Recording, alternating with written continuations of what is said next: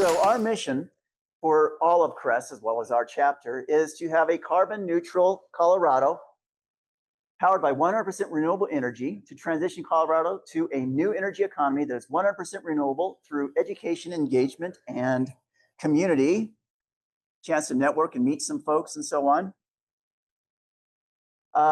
We value renewables, emerging technologies, efficiency, diversity, inclusion, and we've already said community.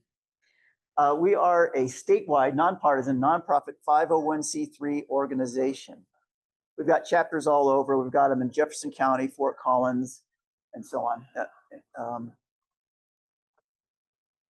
like to take a moment to draw attention and thank some of our sponsors, our corporate sponsors that make our organization possible. We've got at the gigawatt and megawatt level, Poudre Valley REA, Moss Adams, Vista Engineering Group, Kelly Government Solutions, Solaris Energy, Platte River Power Authority, and Sinton Instruments. At the kilowatt level, we've got ARS Solar, Sandbox Solar, Branch Architect Studio, Helio, Electrify Your Life, Bright Sense, Terranexum, COSA, and Colorado Green Builders Guild. And I'd also like to thank our host this evening, Odell's. Yes, they're for making this room available to us free of charge. Their mission aligns with ours. They are also, their business model includes sustainability, and they're trying to reduce their carbon footprint and increase their water efficiency. They've saved hundreds, I think 1 million gallons or something. I'm forgetting how many gallons of water with their improvements. This is the next event is a virtual event, so it applies to all the chapters. It'll be online. It's tapping the thermal energy opportunity with geothermal networks. The speaker will be Zainab Magavi on Thursday, July 24th at noon. And then JCREST, our Jefferson County chapter, is featuring the speaker Jim Gilbert on how to solve the outage problem. Now, for the reason you all came here is to see this gentleman speak. I'm going to turn the screen over to him. Thanks for having me, folks. My name is Byron Kominek, own and manage Jack Solar Garden, and I operate our our nonprofit, the Colorado Agrivoltaic Learning Center. We're just south of Longmont. How many of you have been to Longmont? Yeah, there we go. People that don't have their hands up, come up to Longmont. We're fun. A nice place. I'm also on the board of Visit Longmont, so we try to bring in new tourists to come out and hang out with us. We have quite a bit of time tonight. I'm going to try to talk at you 30, 45 minutes, see how it goes. I got some video, so it's not always going to be me. I'm going to take a break, finish this beer at some point during the talk, maybe get a second one if the video goes longer. I'm happy for questions during it. If you're like, wait a second, that doesn't make sense, go ahead. Not a problem by me. I'm likely to be a little bit more unfiltered. I am a lightweight, so you'll get a little bit of that. Anyhow, I'll tell you my story and why y'all are here to see me talk. Let's go. So people call me up asking for Jack Solar Garden. I'm like, on the slightly more morbid side, fellow's been dead for 50 plus years. You need to pull out your Ouija board. You're not going to be able to talk to Jack. I'm around. Byron, I own the place. My grandpa Jack, he bought the land back in 1972. It's been in my family for just over 50 years. Been growing hay for a long time. Hay doesn't pay the bills, so we need to figure something else out. But back in his day, he's a taller gentleman on that far left picture. He's the older gentleman on the far right-hand side. The little girl on the tractor, that's my mom. She grew up on a farm in Westminster where my grandfather had his first farm, 120 acres.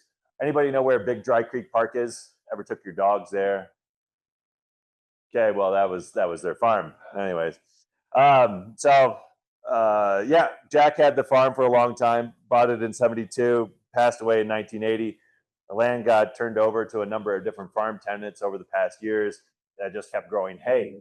How many of you have ever been in the haying industry? Bought hay, sold hay, none of it?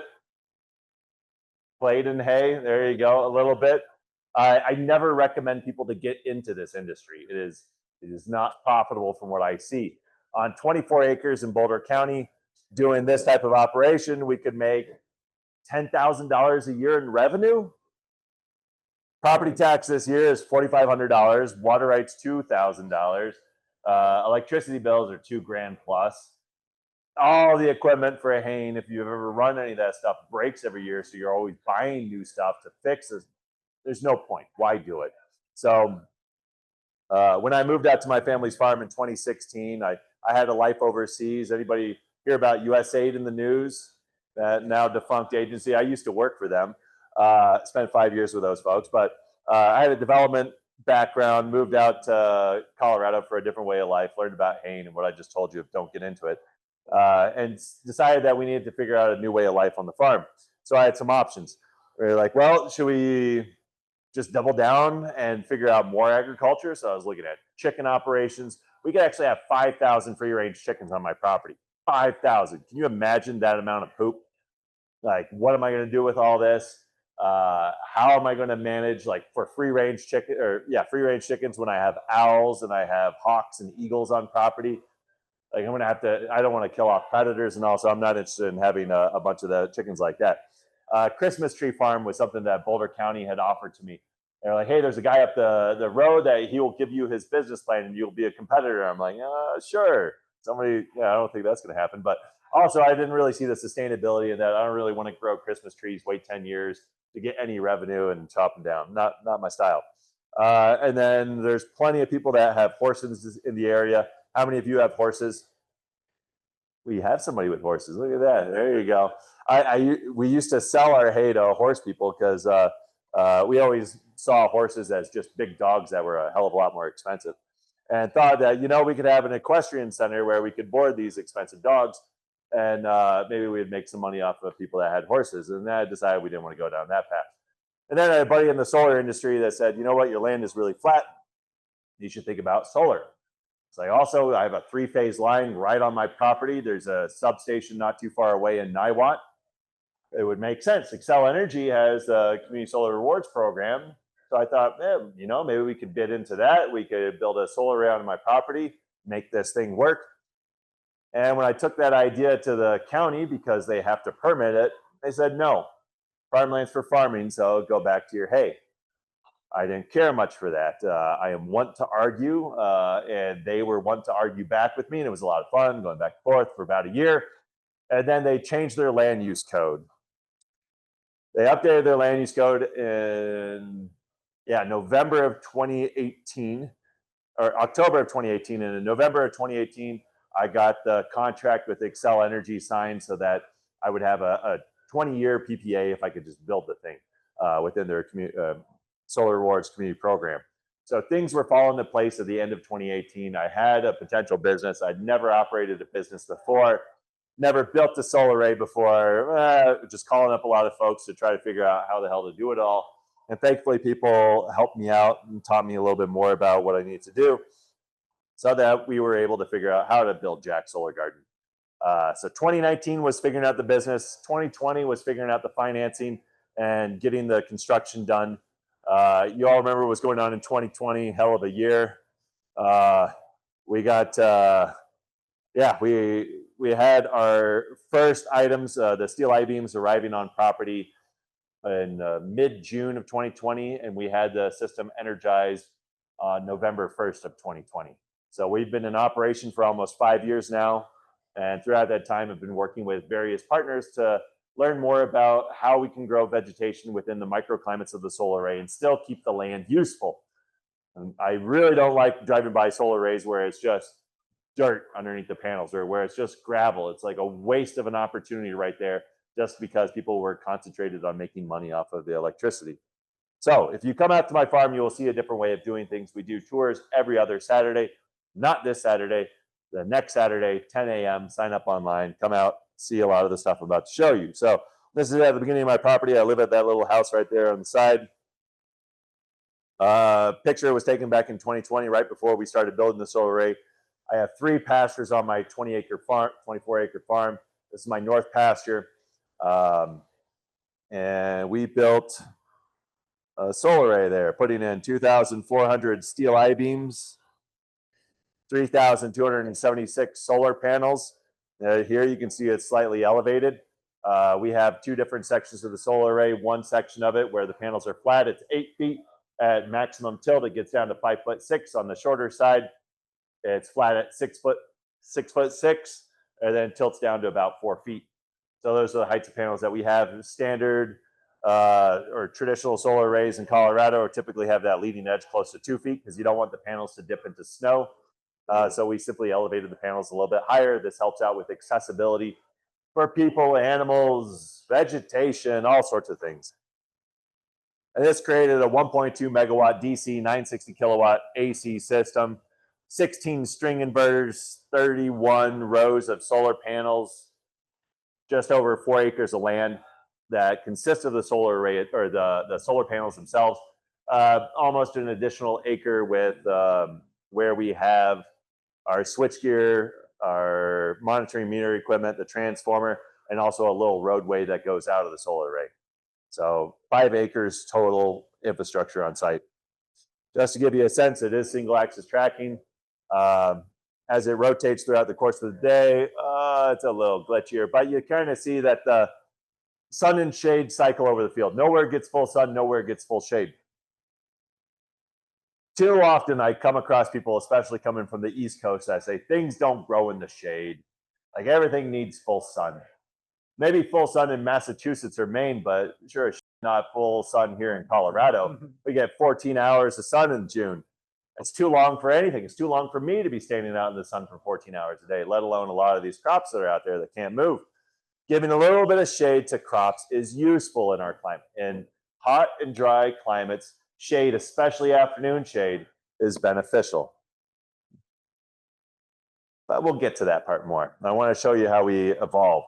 So during that first spring of 2021, we came into partnership with a local or a Denver-based nonprofit farming organization called Sprout City Farms that was interested in expanding their operation. They had a couple small farms here, and then they would be their largest farm became at Jack Solar Garden, and they wanted to grow 2 acres of vegetables underneath our solar panels. We said, great.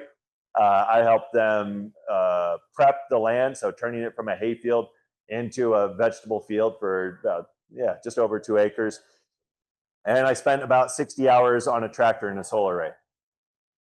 Tell you what, when the panels are facing to the east, guess what? I'm driving on the west side. When the panels are facing to the west, I'm driving on the east side. It's not like when it's like this, I'm not driving here.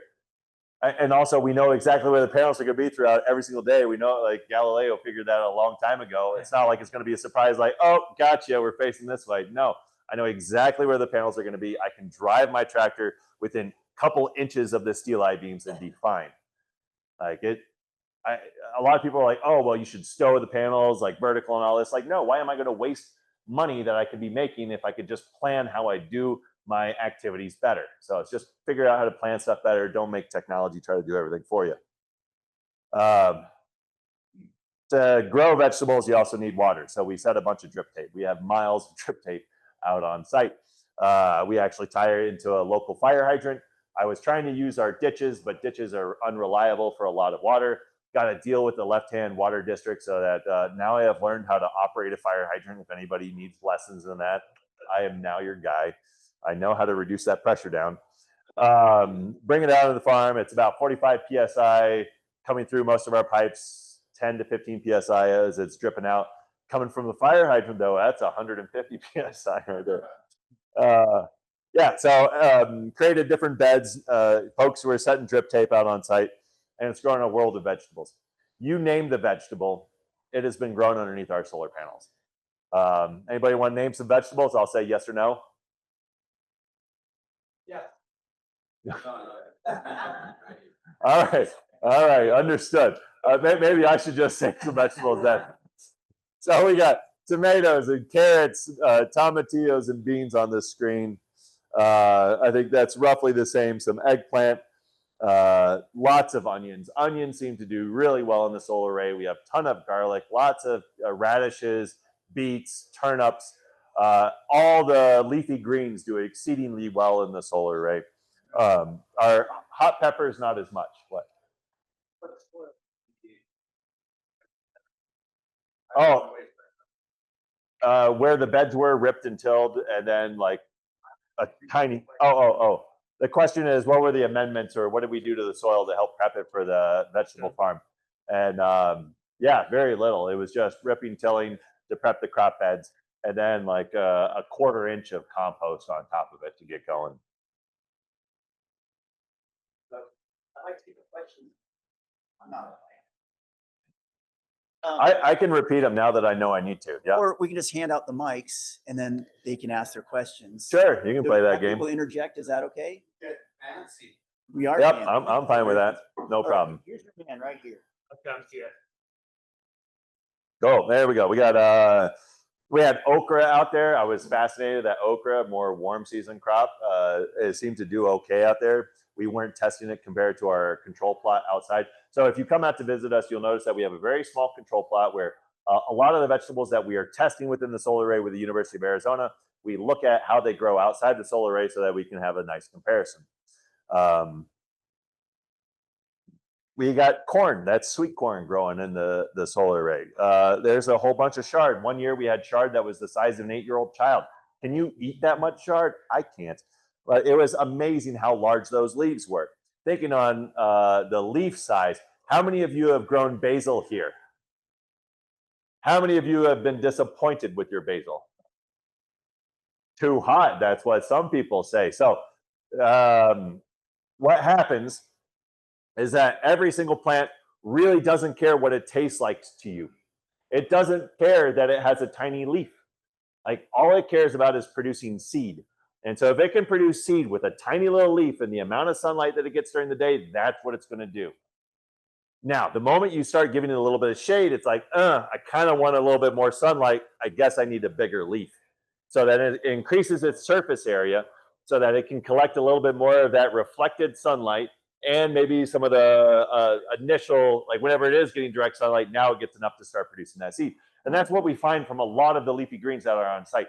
So from lettuce, arugula, spinach, kohlrabi, celery, those things are growing 2 to 5 times larger within our solar array with that partial shade compared to outside the solar array. So if you have a garden at home and you have it out in full sun and you're being disappointed with these things, give it some shade. That's why shade cloth was invented. Or you just find the part of your house or where there's a tree and you plant on the east side of it, so you give it early morning sunlight, and then it can have shade for a good rest of the day, and your plants are going to do better. Not necessarily all of your plants. These are typically cool season crops that we're talking about. Your warm season, if you want those hot peppers and you want that stuff spicy, you plant that in full sun. I have tried planting the hot, spicy stuff in the solar array. It's like, meh.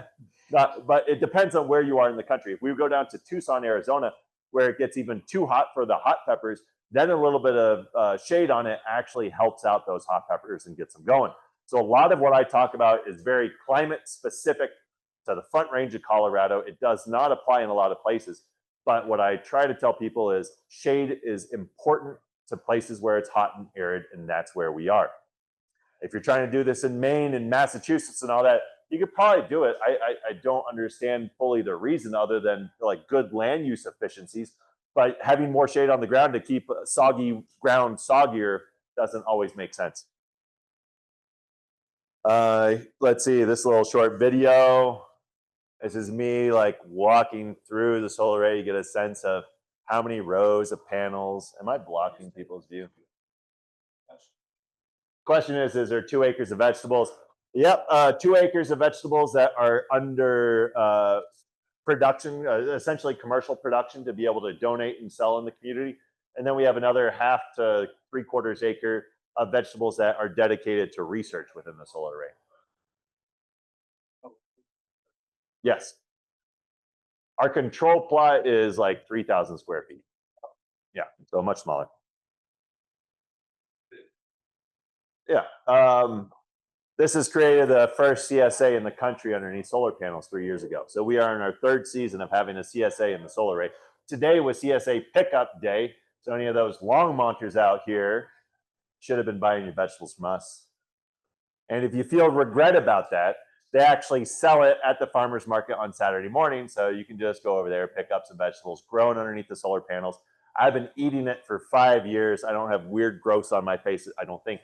Anybody see me? Yeah, I look all right. Thank you. Appreciate it. I did shave for you all, though. That was a new one.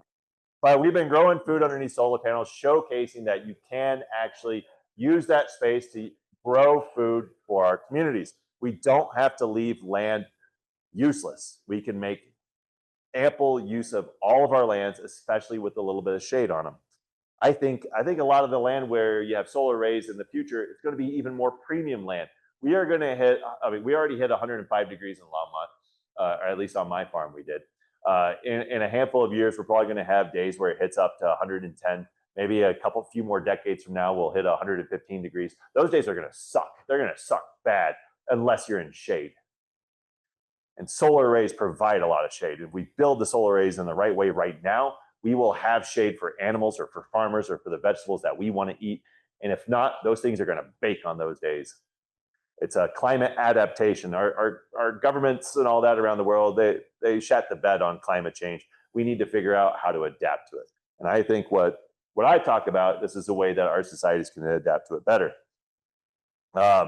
This is also we also have a fifth of an acre within the solar array where we grow medicinal herbs. So these next handful of pictures are different herbs. Any herbalists out here? People who love making teas? One. All right, this is for you then. So here's your yarrow, silver sage, clary sage. There's monarda behind those ladies. They grow lemon balm, peppermint, culinary sage, sweetgrass, lavender, different types of oregano, thyme. It's possible to grow these. And I really like having herbs because they're perennials.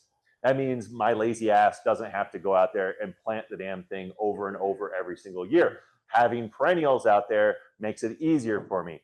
And there's certain microclimate benefits, I think, to perennials over annuals in our solar array anyhow. Raspberries are a wonderful perennial. I thoroughly enjoy these. If you have a yard and you don't have raspberries, what are you doing? Plant those things. They're basically a weed. You get to have raspberries between August and September, maybe even into October as just little snacks as you're walking by. So please go plant raspberries now. I have raspberries underneath the solar panels. They've been there for years. It was an homage to a site in the Netherlands that has a really successful couple megawatt project where it's a whole bunch of raspberries underneath panels. I thought that was a really cool idea. So I planted these. And one of the nice things about raspberries, you don't really have to water it much. All you have to do is water it until you start to see it forming brand new sprigs, brand new leaves, and then you're good. You can cut that water as long as you give it shade. One of the really cool things that we saw about it was some of the microclimatic benefits from having the solar panels.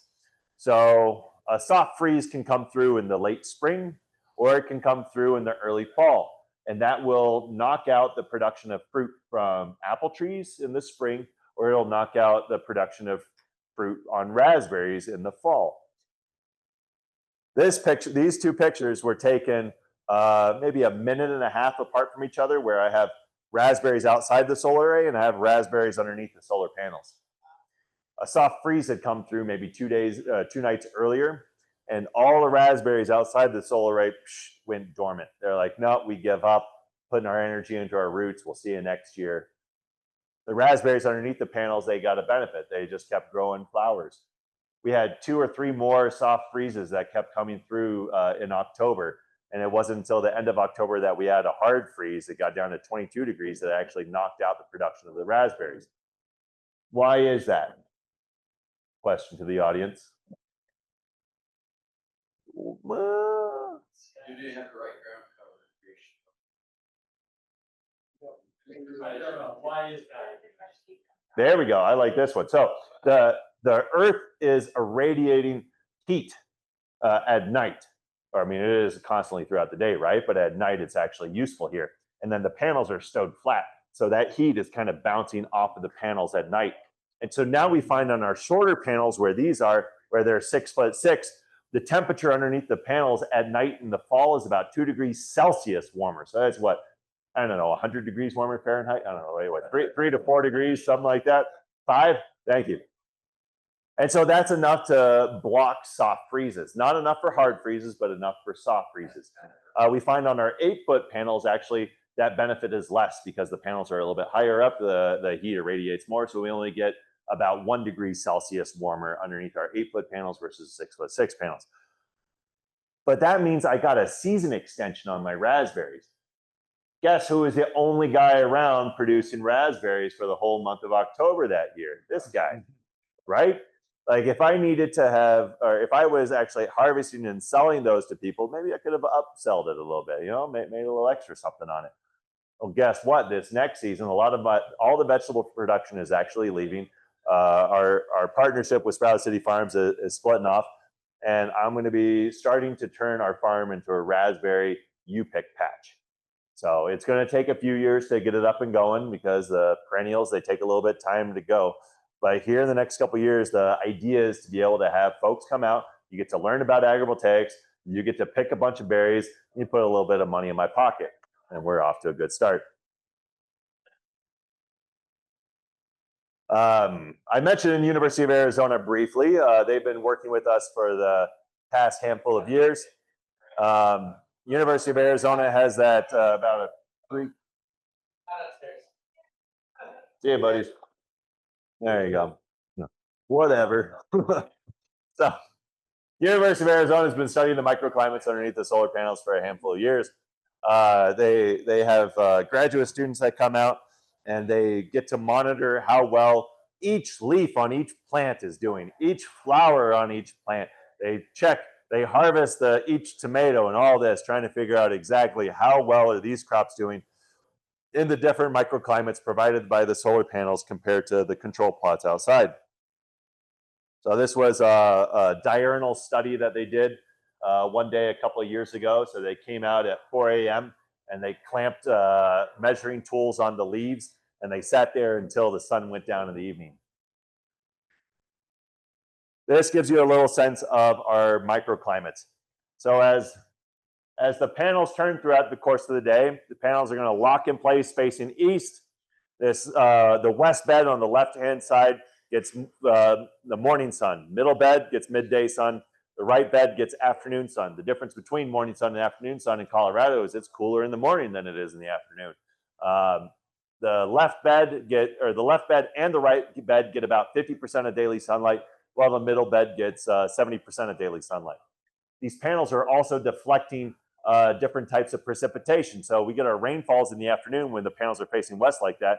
And so that eastern bed on the right-hand side gets a better dump of water off of the panels. And so you'll find from mid to end of June through August into early September that bed has better production because it simply has more water.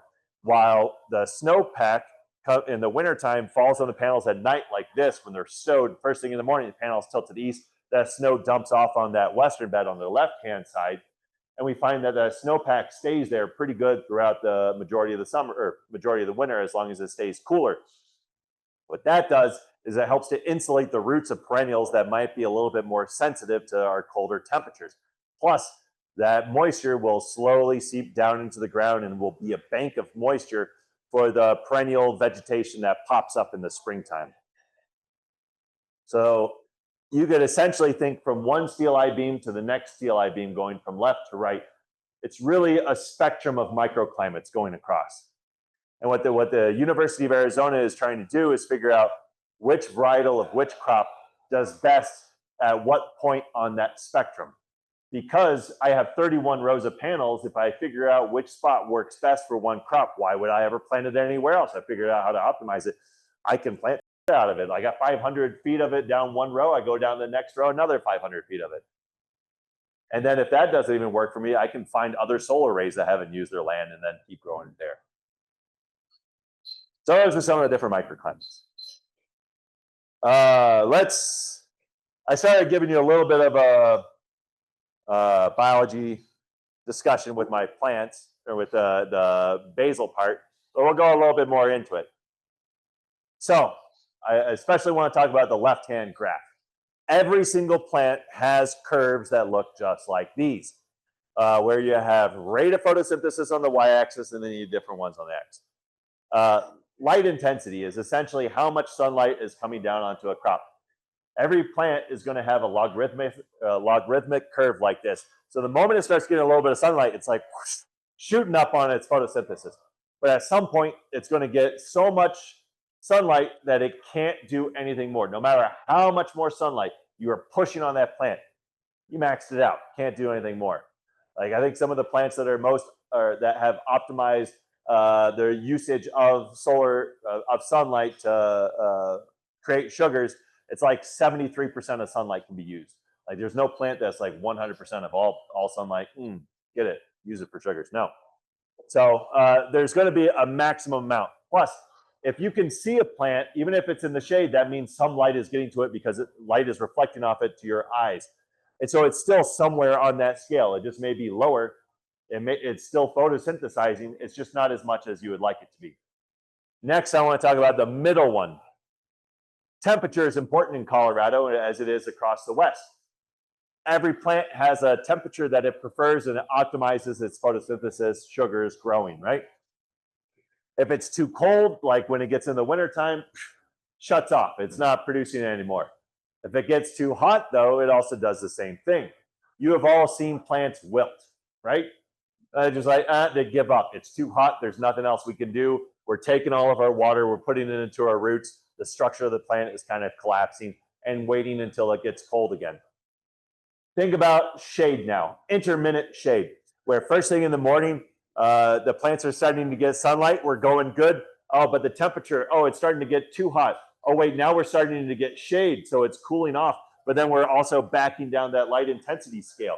So now we're optimizing the temperature side, but we're not necessarily optimizing the light intensity side, but we're still photosynthesizing. That's the key to it. Whereas if we didn't have any of that shade, we would just go over the hump on temperature. We might be maxing out our photosynthesis on the light side, but we have completely negated it by having the temperatures be way too hot for the crops. And so then no photosynthesis is happening. Did that explanation work? I try it a little bit different every time. Yeah? Okay. It works. This lady is a gem. Amy Marble. She's out there every single day. She's the one that counts the number of leaves, the number of flowers. She weighs every single crop that gets harvested. She's a champion. So she even gave me a whole thing of beets because I need to do a taste test. Can you imagine? Between each of those 3 different beds, you plant the exact same thing. When you pick it, it will be a different flavor in each of those 3 different beds. Different microclimates, different environment that it grows up in creates different flavors on it. Some plants, like when we tested our carrots, you could tell, but it wasn't that big of a difference. These yellow tomatoes that she has in that crate there, it was a much bigger taste difference. On the bed that got morning sunlight, it tasted watery. Middle bed, just like a tomato you get out of the grocery store.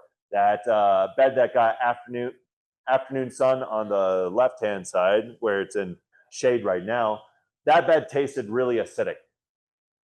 Maybe you're into canning and you're like, cool, I get acidic tomatoes, less botulism, good on you. Maybe you're more into stews and you just want everything to be super watery, then you get that watery tomato on the other side. Maybe you don't care about tomatoes, but question is, what type of crop does care about the level of acidity that it has?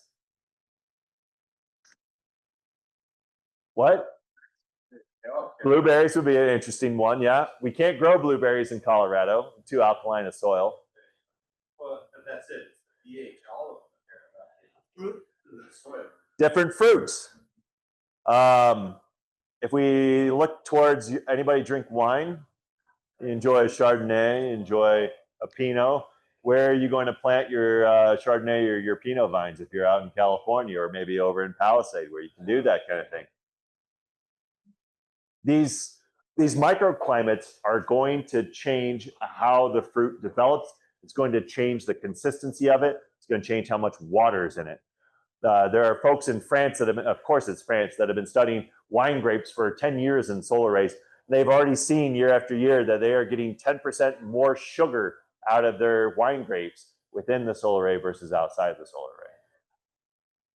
Fascinating. I think it's... The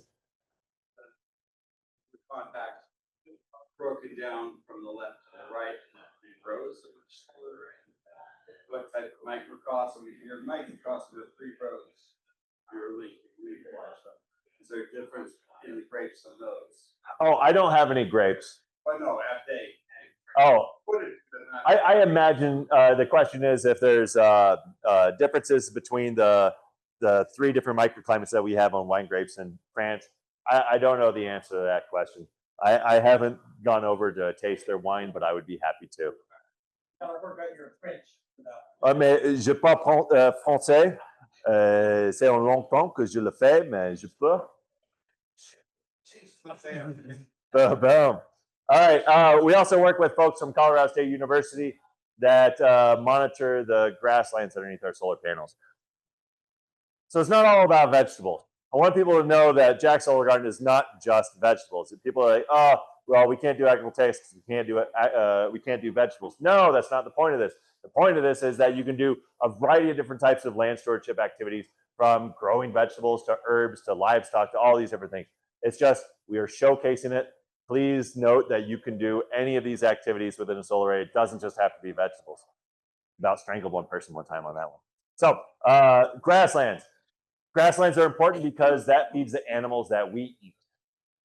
So your different cows, your sheep, what else eats or grass? Some pigs, horses. We don't typically eat horses, but I mean, if you do, good on you. Still big dogs. Goats, yeah. There's a variety of different species that could eat that grass that we could incorporate into our agricultural economy. But also, there are lots of other types of species that breed and hang out in grasslands, especially if it's native grasslands. So you can think about grouses, you can think about voles or rabbits or wild ducks or all these different things. We have seen each of those, well, not except the grouses, in our solar array. I've seen bobcats, coyotes, and I've even seen tracks of bear in the solar array. They don't mess with anything. They're interested in this food.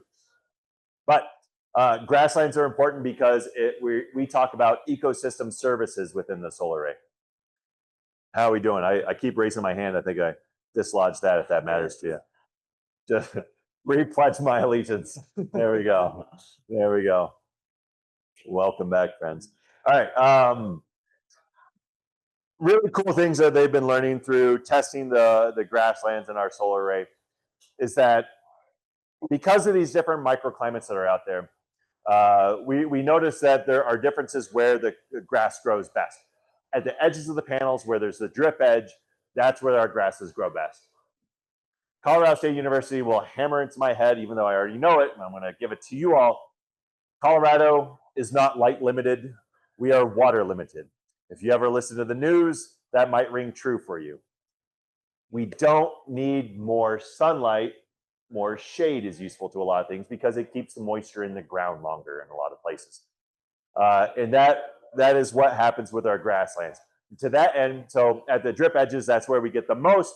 And then directly underneath the torque tube, that's where we get the least, because all the water is being redirected away from the directly underneath the torque tube. But that's also the most difficult part for me to actually get in to plant anything. I can't, like, zigzagging through where the steel I-beams are, not fun to do. I don't recommend it. But livestock could get in there and eat that. On an average year, here, the picture on the left-hand side showcases a bunch of undergraduates using scissors, acting like they're cows, right? That's what undergraduates are for. Got to get out there, use those scissors. So they put them in bags, they go back, they measure them and see what goes on. On an average year, we lose about 5-ish% of forage production underneath the solar panels. I think about when you were taking tests back in school, right? 95% out of 100, you're still doing all right.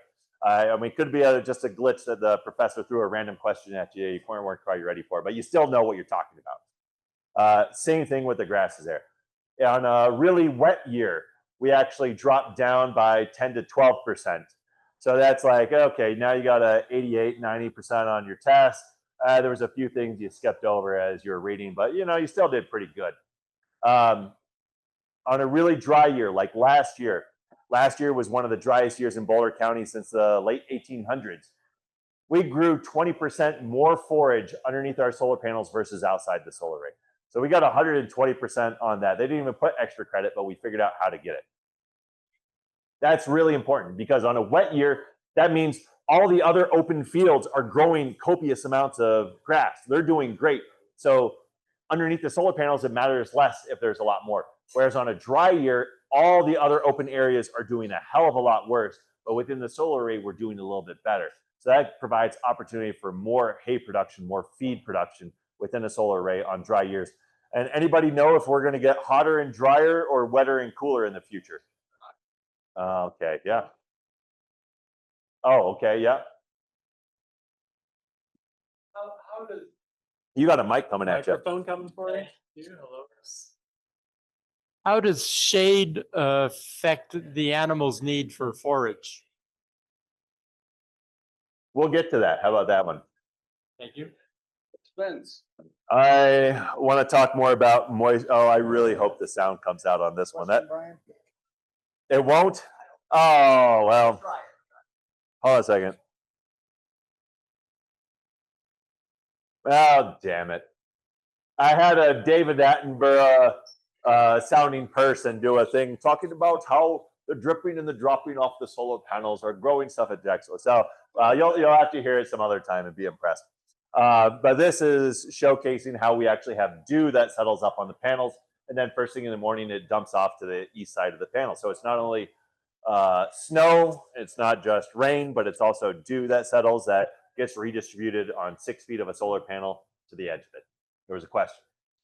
When are you going to start seeing productivity data? You mentioned that water can affect it. You can the dryness, the seasons can affect it. Mm-hmm. So Colorado State University already has productivity data for their grassland. For the vegetable production, University of Arizona has just been a lot slower about it. Everything else I got for you is anecdotal. Lots of it. They take. Oh, the question was, do they Moisture data. do they have soil moisture data? Yes, they take soil moisture, temperature, humidity, light intensity, soil heat flux, and heat index. And it's taking measurements every 45 minutes, and it's been doing it for years and years. But we also showcase livestock. There's other things that we can do. Remember, I said more than just vegetables. You can have chickens. We got a guy that we started working with this season that has 50 chickens in the solar array right now. If he feels up to it next season, he's going to be allowed to have 800 chickens in the solar array. Egg prices are up a little bit, right? So maybe he can make a little bit of money off of people that want to still have eggs. So he's going to try to figure out if he could have a full-time business, or how many chickens and what type of operation does he need to have a full-time livelihood off of chickens in the solar array. And as you can see there in the picture on the left-hand side, chickens enjoy the shade. They are forest creatures. They are accustomed to being in the shade. If you've ever been around chickens and it's full sun, they are not in it. They are underneath something. They're trying to avoid the full sun as much as possible. Having a little bit of shade is helpful for those livestock. We've also bring out bovines every single year to just showcase that you can have cows in solar arrays. Oftentimes people are like, man, I've seen those cows at rodeos. Those things are huge, 2,000-pound beasts, like just crashing through things. That's a rodeo bull. Most people are not growing rodeo bulls. Like the majority of them are going to be cow-calf. Oh, you are? That's fair. But like there's cow-calf operations where you have yearlings that get up to about 500 pounds, and then you sell them off at the end of the year.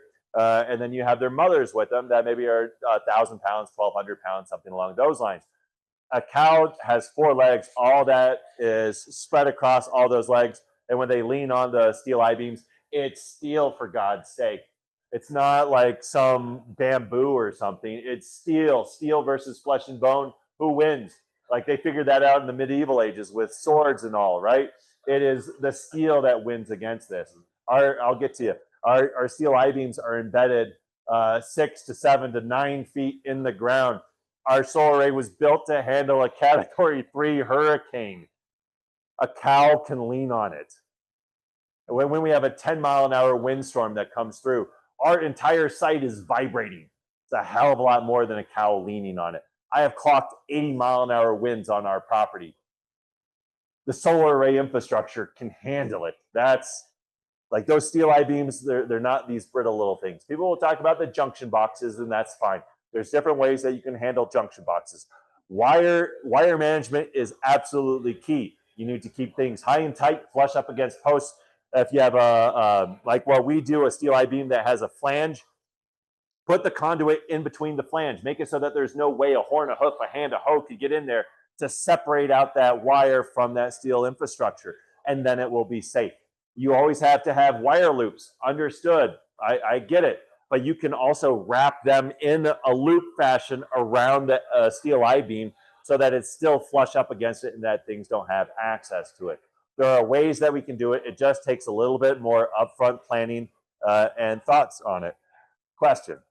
Well, I was just remembering that it wasn't the post when I would put these on cow farms. It's the corner of the panel that they like to scratch on, and the aluminum frame, and then the cow wins. But you're saying 6 to 8 feet, or is there any problems ever with the 6-foot panels with them trying to scratch the back of their neck or something of that sort? So a question around the cattle scratching on the solar panels. I'll defer to a different project where there have been cows in the solar array. So there was some friends of ours at the Hua Enterprises in Kingsburg. They took about 40 head of yearling and they put them in a solar array that had the solar panels down at 2 feet. They were 2 panels in portrait. So 2 feet off the ground, they put these yearlings out for a month. It was a 10 megawatt site. Just let them run around, roam about. For the most part, heads are down eating. When it gets hot, they hang out in the shade. That's what most of us would do too, right? When it came to damage, or they said they did scratch on the edges, it didn't really do much. It's not, the pressure that they were putting on it wasn't enough to bend the metal or anything. But what they found, a lot of it goes down to how you manage the animals. So there was a time when the guy was kind of in a rush to move the animals. And so he like grabbed a feed bag and shook it. And so a couple of the yearlings were like, food. And they ran together. And sometimes there are little spaces between tables of solar panels. And they tried to squeeze through it at the same time. And they bent one of the frames. It didn't actually crack the panel, but it bent the frame up. And over the course of a month with 40 cows in it, that was the only damage to the solar array. Just showcasing that it is possible. And there are a number of people around the world that are doing this. They have a site in Germany. There's a site in Minnesota. There are more sites being planned in Colorado for cattle within solar arrays. People are seeing that it's doable. We are a cattle state. Like that's what the majority of our rangeland is used for, is cattle operations. But that also happens to be the cheapest land where solar companies are looking to go. These are some dairy cows that we brought out. They've been fun. And then here's a video of a cow getting to town on one of my steel I-beams. No fear at all. Like I wish the sound was there, because the crickets in the background are a hell of a lot louder than that thing scratching on it. Like really just rubbing up on it. Again, it has 4 hooves on the ground. Like that's where all the weight is, and it's just kind of pushing into it with its neck. Those are the 8-foot ones, yeah. I think I've hammered this in as we've gone along. Shade's important. It's important because it's going to get hotter. It's going to get drier in Colorado. And the best we can do for our future generations is plan now on how we build our infrastructure so they can use it well in the future.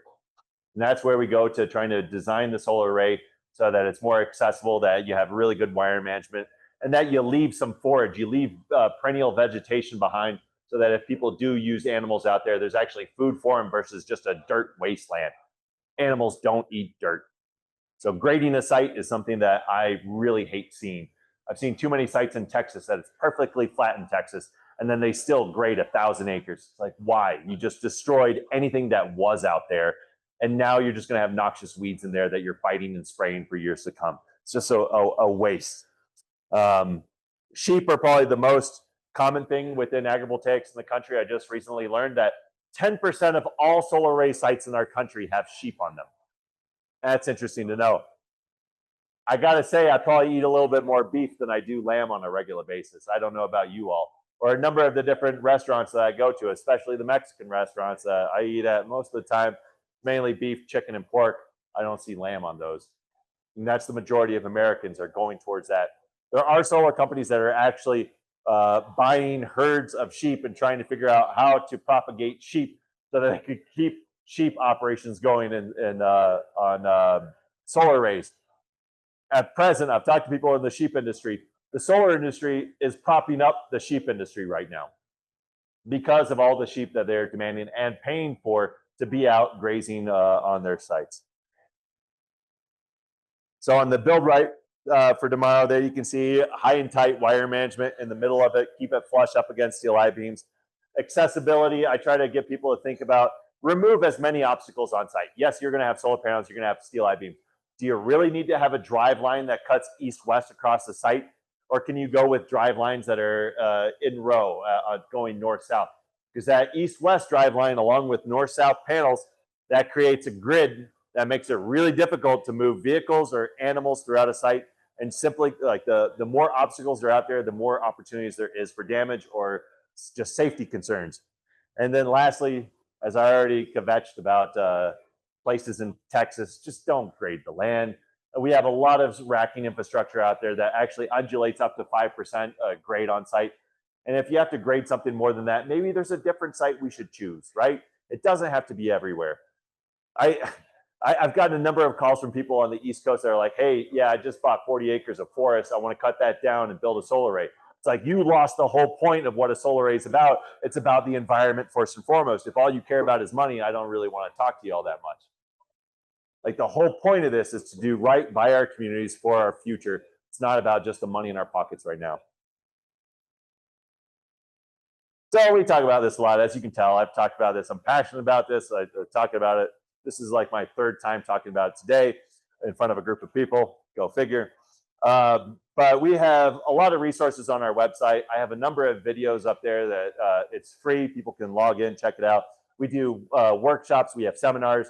And if any of you are in the solar industry, which I imagine a handful are, we are interested in getting some feedback about what else would you like to learn about agrivoltaics, because we want to host a workshop in February here in Denver where we bring policymakers and solar companies together to talk about all the different things that people want to know about, so we can figure out how can we have a path forward for keeping land active within solar arrays in Colorado moving forward. My last slide, I believe. We just published land use code guidance for folks out focusing on local government. There's 64 counties in Colorado. Every county has different regulations as to how it sites solar on farmland. We know a number of counties are very interested in agrivoltaics, but they just don't have much information, don't know what it's about. They haven't been out to visit us or any other agrivoltaic site. So we spent the past year and a half working to figure out what are the land use codes around our state and around our country that we could use as examples that we like that fit within agrivoltaics, and what are the new ones that we need to build, put within land use codes to help counties figure out if you want to do an agrivoltaic system, this is the way to go. It's about a 20-page document. It's free. It's on our website. You want to go take a look at it, you can.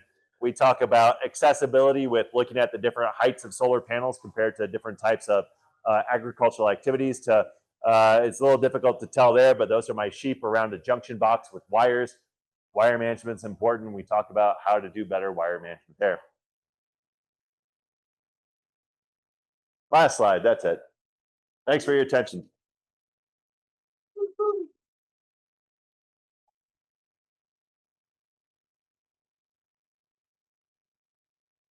I'm gonna sit down and take questions, I guess. Oh. I'll press you again, Byron, on productivity data. You said you got anecdotal information. What about Sprout City Farms? Do they like it? Or are they going to keep coming back? Is it efficient for them? Our agreement together has ended, so we are going to do. I'm turning it into a raspberry production site. But yeah, the farmers have enjoyed it being out there. They get to work in the shade. We know where the shade's going to be all summer long, so they can plan their whole day around where the shade's going to be. Again, they find it very productive for leafy greens. So even one season, like they had their farms down here in Denver, they just turned all of their leafy green operation at Jack Solar Garden to take leafy greens from where we are to sell in Denver, because they were doing so much better underneath our solar panels versus outside at their open fields.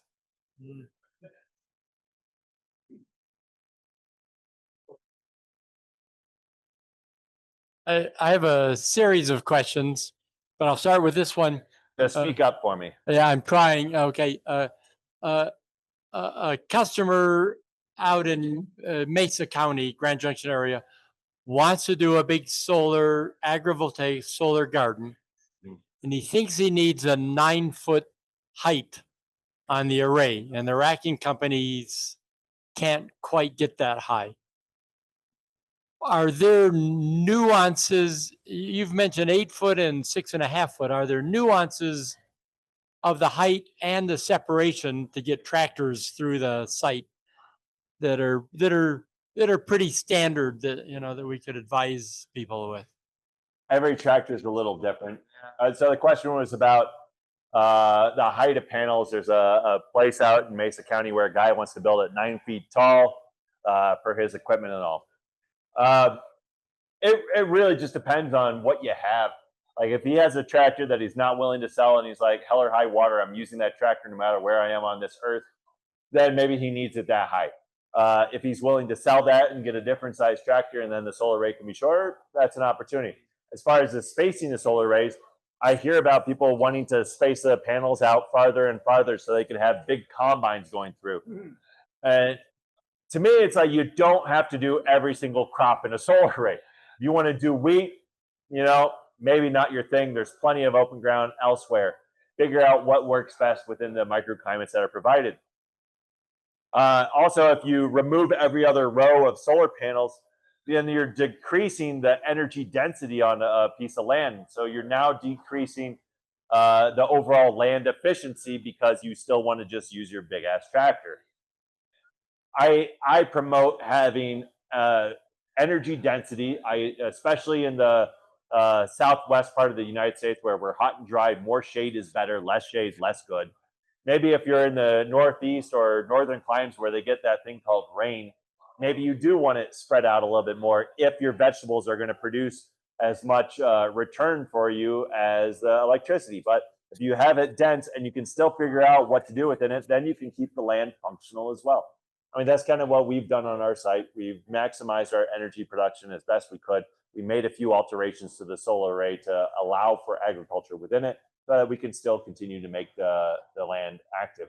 We do much better on making money off of selling electricity than we do with any other agricultural activity I could think of because of the high cost of labor for having people out there managing the site. Can they have $200,000, $300,000 plus in vegetable sales? Sure. But then it's spread across a lot of people, a lot of other expenses with tractors and all that. It's not direct revenue, or well, how do you frame that? The long-term operations of solar array are nowhere near the long-term expenses of a veg production site. All right, two more questions, but you have moved to a much higher value set of crops, right? Oh, the raspberries that we're talking about? I mean, everything you're growing is higher value than wheat.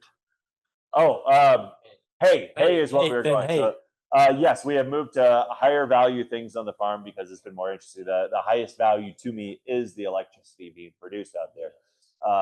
Moving to the raspberries, I see that being able to drop off the cost of labor, and then I just have a lot less labor to still be able to make some revenue off of the crops out there. So my hope is to have a part-time livelihood for one person to work with me, and then I'm also able to make money off of a youth pick raspberry patch. Oh, cool. Yeah. One more question. Sorry. Dominating the mic. Get it? Yeah. This ain't his first time. No. Now I forgot the question. Can you say the racking system that you used and the wind and snow loads to which it's designed? As best as I can. It is solar flex rack. That's what we used. Wind. Ours was designed for 145 mile an hour winds, and I think it's 60 pounds per square foot. Yeah, which is like 4 feet of powder, or like a pound of wet snow, or a foot of wet snow. Yeah. Byron, we have a couple of questions in Sure. out in the online world. I'm not, is it Ronald? It's not Ronald Larson. Looks like it's Ellen Berry, I think, is asking, do you have any information on non-tracking panels and agrivoltaics? We are on a south-facing slope. Okay. So fixed tilt systems versus single axis tracking systems is the question. So the sun is always to the south. If that is a surprise to you, I'm sorry, but that's how it has always been in the Northern Hemisphere. That's why our panels, when we fix them, they're always tilted to the south. So the sun is always down this way. That means there's always going to be dedicated shade right behind them. As the panels change, or the panels aren't moving, so the shade really isn't moving on a day-to-day basis. It is a dedicated shade zone behind those solar panels. The time in which the shade moves is throughout the season. So in the middle of the summer, the sun is much higher, so there's shade directly underneath the panels, maybe just a little bit out the backside of it. And then the space in between the rows of panels, that's just getting baked by the sun in the middle of summer. Now, during the wintertime, the sun goes farther to the south, not that far, somewhere over here. And then the shade from the panels are now stretching across the whole width in between the two edges of panels, because you designed the south-facing fix so that the front panels are never shading the back panels. So that shade goes over the intermittent space that is typically getting baked in the middle of summer, but now it's getting shade. So what does that do? In the middle of summer, it makes it a lot harder and drier, and you're going to need irrigation out on that land because it's going to dry out quickly. But during the winter time, all that snow or just that shade is going to keep that area much cooler. And if any snow gets there, it will never melt. If you've ever driven by a fixed tilt system in Colorado after like a month after a snowstorm, there is always just a pile of snow in between those rows of panels. That snow will slowly go into the ground. It will slowly create opportunities for more grass to grow come springtime. But that's typically the bane of the solar industry. It's like, oh, we got to get out there and mow that grass because it's going to get over the top edge of the solar panels. Or you could create basins or furrows to capture that water, lower the terrain in front of the solar panels, and plant in different herbs or other types of perennials that could use that moisture, and also use the protection on their roots, because that snowpack is going to be an insulating layer that helps the roots not fully die off, or just not fully die off during the wintertime. So then they'll be able to spring back faster in that case. So we worked with a site in North Boulder where with the Nature Conservancy and the Dryland Agroecology Research Group to actually do that. So there's a number of basins within a solar array operated by Namaste Solar where there's a whole bunch of herbs growing at the leading edge of the panels, because that's where also all your rainfall is going to go right down to that. And those basins will help capture it, and no further irrigation is required. But it really just simply limits the amount of space that you have for growing anything. Ellen Berry has a follow-up question. How has it worked with Excel and the 20-year PPA? And just a quick note to Ronald Larson, if you could type your question in the chat, then I'll know what your question is. Sorry, Ronald. Go ahead. Excel's been fine to work with. They were legislated to have to work with community solar gardens, and they do what they have to do. So when I got a 20-year PPA, they had to be able to put our power back in the grid and then sell it to different clients as a community solar garden. What's that called? Our interconnection queue. Who wants to be jealous? It was about a week, because nobody else was tying into that substation in Niwot, just this guy. So you imagine all the substations that are super popular, then there's a lot of interconnection queue. But why aren't the solar companies going out to all the other substation areas and finding space? Maybe the interconnection queue will slow down just like it did for us. Or be shorter, that's what I meant to say. Useful information. Yeah, but overall, like my main criticism on Excel, and I'd tell them to, is that their user interface for inputting new community solar garden subscribers sucks. It has been Yeah, no, otherwise it works fine. They've been very responsive whenever we've had issues out on site, but they always have the exact same error codes over and over and over. For the past 5 years, it's been the exact same error codes. And I just have to like always have one person on the other side of Excel, like, yes, it's the same error. Yes, it's the same error. Please help me out. It's yeah. So I don't know why that's not being fixed, but that's my main kvetch. Okay. Yeah. Just want to first say thanks for everything you're doing for the community and on this level. It's really impressive. Yeah, and second, I'm curious what are you seeing on the large utility scale size? Is there more adoption coming? Is agrivoltaics taking a greater hold? Like, just curious what you're seeing there. Is this starting to actually penetrate large scale utility solar? And what do you think about what's happening on the political side right now? With I can't even say the name of the bill. It doesn't seem fitting. The big beautiful bill. Yeah, it doesn't seem beautiful at all. That's my terrible Trump. Yeah. So do you think this is will this be a bit of a setback for agrivoltaics, or do you feel like it's under the radar enough that it's not going to be impacted? So just curious if you had anything to say there. At the federal level, like it's really been the farm bill being held up for years and years that have been the main issue, because there's actually 2 pieces of legislation that would be a part of that farm bill related to agrivoltaics, but Congress can't get their shit together. So yeah, as far as I know, on the rest of it is like what impacts solar will also impact agrivoltaics, because you can't have agrivoltaics without the solar side. So same issues. At the utility scale, I think a lot of there's some utility scale people that say, well, you just can't do it. Cross their arms and walk away. Like, we're big enough. We don't need to listen to anybody else. You all might know who those people are. I don't need to say their names. Then there's others that are adopting sheep grazing and at much larger scales. Like there's a sheep grazer in Texas that he has like across numerous different solar arrays. I think it's 1 or 2 gigawatts of power that he's grazing sheep on. And those are mainly utility scale sites. Are they doing vegetables? No, not so much. Savion Energy, owned by Shell,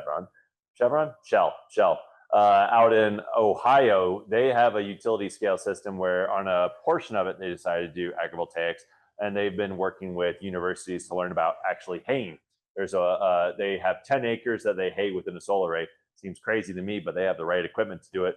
My sickle bar mower won't quite cut it when there's steel I-beams around. But they figured it out, and they've been working with the universities to figure out how much hay that they can produce. I think they also have some vegetables within that solar array. There's other people that are messing with it, but typically at the smaller end of a utility scale system. Essentially, I have never built a utility scale system. My understanding is typically a 1 megawatt multiplied numerous times over. You get a 1 megawatt transformer, or you get a 1 megawatt inverter, and then that's the hub for that section. And then you have another 1 megawatt inverter for that next section, and you move on. We're a 1 megawatt system. Like, you could take this and just duck all over the place.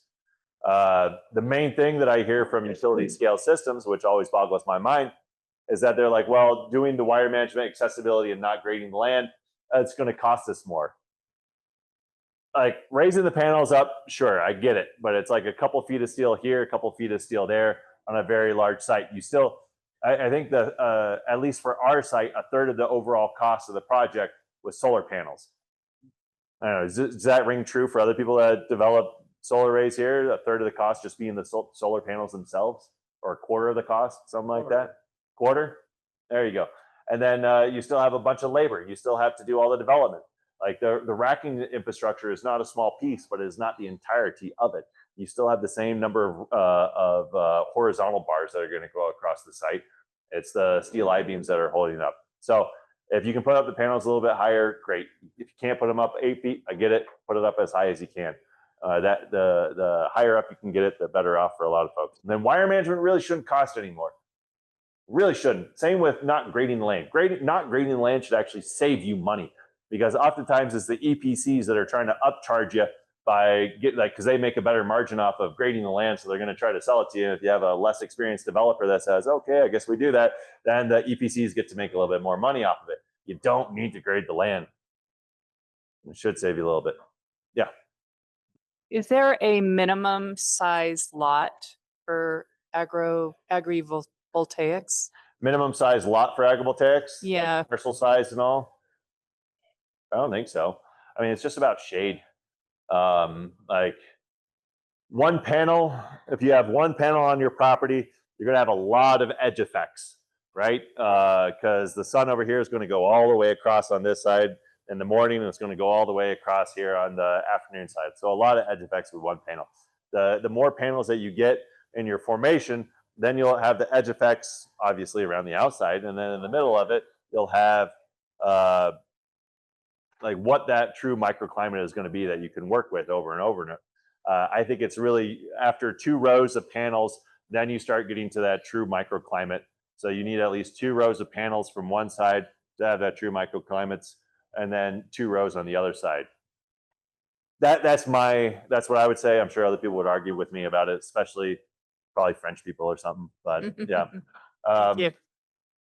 but all it is shade. That's all we're like. I think I'm a shade peddler. Like if you use solar panels, if you use shade cloth, if you use cardboard, whatever it is, just put a little bit more shade on the ground. Everybody's going to benefit from it. Like trees. But the best tree is the one that was planted 20 years ago. Yeah. So if you haven't planted a tree anytime soon, get to it. People 20 years from now will appreciate it. We've got a couple questions from the online folks. There's 2 from a gentleman named Ronald Larson, and I'll go ahead and read them. I'm not sure, they probably aren't related, but we'll see how it goes. You can All right. how you wish. So Ronald's asking, can you talk about value over E-W arrays? And the other question, I'll let you decide if this is related. Have you had discussions for adding carbon negativity? It sounds like not. Carbon negativity to your system, specifically biochar, another form of income. So those sound unrelated. But anyway, those are the 2 questions that are out there. I don't think I understood the first one, so I'll just skip repeat to it. the second one. Can you talk about, okay. Biochar. Have we added biochar? Nah, not really. But I'm going to use that opportunity to talk about something else. So thanks for that. We had a researcher from CSU that was monitoring CO2 emissions from the soil underneath and around the solar panels versus outside the solar array. And really cool thing was that they found out that we actually had 15% less CO2 emissions from the soil within the solar array versus outside. What emits CO2 from the soil? Question to the audience. Evidently sun. There's Animals are like little parrot in the soil. the little parrot animals in the ground. Yeah, the microbiome, the microbiology in the soil. You have bacteria. You have there's ciliates, unfortunately. You have fungi, flagellates, a variety of different little microorganisms that are all respiring, and that respiration causes CO2 emissions. And the hotter it is, typically the more they respire. So by putting shade on the ground, the less they respire. So therefore, more shade on the ground because of a solar array, less CO2 emissions from the soils. What was that? Should we try the first question again, or just kind of? I'm not quite. If you can help me understand it, maybe paraphrase. Over or E-W arrays. Oh, east-west. East-west. Value. Fixed tilt versus single axis tracking. Maybe is that where we're going? Huh? Something like that. So I understand. Maybe other people have a different idea on it, but like 1 megawatt is kind of that separation point where under 1 megawatt in size, you're doing fixed tilt systems. Over 1 megawatt in size, you're doing single axis tracking. I know Solar Flex Rack wasn't overly excited about selling us a racking system for only 1 megawatt. They're like, why don't you do a 5 megawatt site? And we're like, we only got space for a 1 megawatt. So we probably had to pay a little bit more for our racking system because they didn't want to sell it to us at a smaller size. So that's like the breaking point between being one, racking companies wanting to sell it to you, and then two, also the economics of how much energy you're going to produce over the 20 years from a south-facing fix versus east-west. Oh, I've lost the camera. All hail camera. Creepy.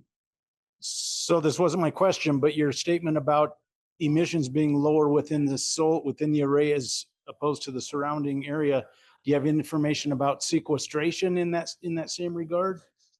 So the National Renewable Energy Laboratory has been doing some carbon sequestration studies out at our farm. Where it's at, I don't know. But carbon sequestration takes a long time. Like the majority of carbon that's in our soils is not always the roots of the crops or roots of the vegetation that's out on site. It's the fungi in the soils. So if you have been spraying your lands a lot, you don't have any fungi, you probably don't have a lot of carbon in the ground.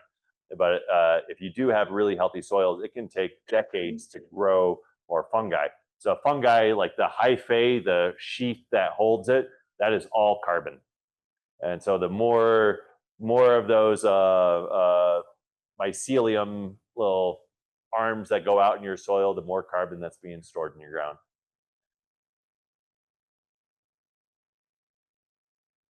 You guys want to talk about other topics? We can go with that. No, I switched to water. I'm a lightweight.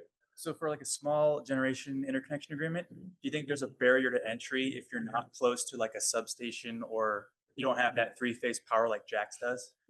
Is it a barrier to entry for a small system to if we didn't have a substation or a three-phase line? 100%. You know how much 1 mile of three-phase line costs? A lot. No, put a number to it. Millions? A million. Yeah, 1 million miles for, or not 1 million miles, geez. $1 million for a mile at a three-phase line. If you go up to high tension, it could be upwards of $2 million per mile. So as close as you are to that three-phase line is essential. And then if you're more than a few miles away from a substation, maybe the utility might be pushing you to build your own little substation, and then that will also kill your project. So I mean, that's why solar companies are interested in targeting wherever the transmission lines are. That's where it's going to be cheapest to build it, and that's where they should build it. So if you were to do an agrivoltaic farm of that size, you'd want to map that out really well. Damn right. That's your bit. It's already been mapped out. Numerous times over. So you can't do agrivoltaics without solar. You need to make sure that the solar works. The agriculture, at least the way I've seen it, is not going to help you pay off the solar panels. You need to make sure the solar can pay off itself. So first figure out the solar. And once you've done that, then you can figure out how can you integrate and work with the space in it. So follow-up question, how much percentage-wise do you think the solar makes a year versus your agriculture? I don't have the agriculture numbers for our vegetables. The nonprofit doesn't share that with me. But I would assume hand over fist. 80, like 90-10 type thing? I'll stick with my statement. Okay.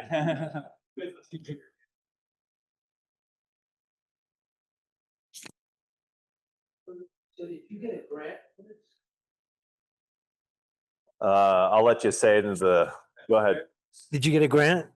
Nope, sure as shit didn't. I really wanted one. I was hoping to have one. I wanted to use the USDA Renewable Energy Agriculture Program grant thing, but they said that because I wanted to be in front of the meter and sell my electricity, they would not give me a grant. The federal government wouldn't help me out. The state government wouldn't help me out. The best I could get was our local government, Boulder County, and the city of Boulder said that they would purchase upfront from me 20 years worth of electricity. So they are clients of mine, but they helped to provide me with some upfront capital so that I could build a portion of the solar array.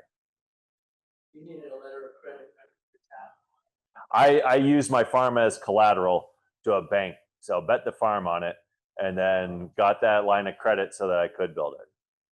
Yeah, I got another 5 years of paying off Alpine Bank. If anybody knows Alpine Bank executives and they just want to forgive my loan, please help me out. That would be very sweet.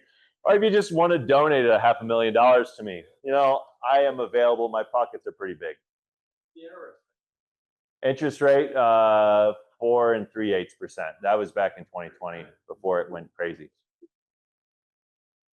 We have a question out in Zoom. It's Ronald Larson is asking, can the same area be used for both crops and animals? Sure.